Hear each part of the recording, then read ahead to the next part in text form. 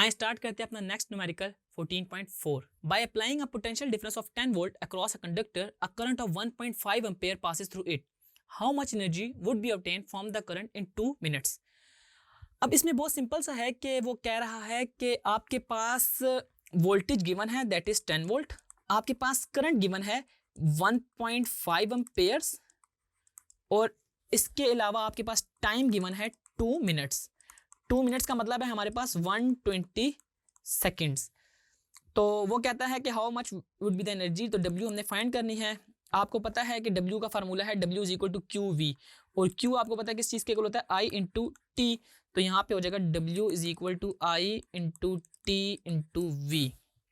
I है मेरे पास 1.5 और T है मेरे पास 120 और V है मेरे पास 10। तो इनको मल्टीप्लाई कर लेते हैं। 1.5 multiply by 120 multiply by 10 is equal to 1800। 1800 हम इसके यूनिट्स जाउल यूज़ कर रहे होंगे कि बिकॉज ये एनर्जी है तो एनर्जी के यूनिट हम जाउल यूज़ कर सकते हैं। तो यूँ आपने देखा कि अगर हमारे पास वोल्टेज, करंट और टाइम गिवन हो तो हम इजीली उसकी एनर्जी फाइंड कर सकते हैं।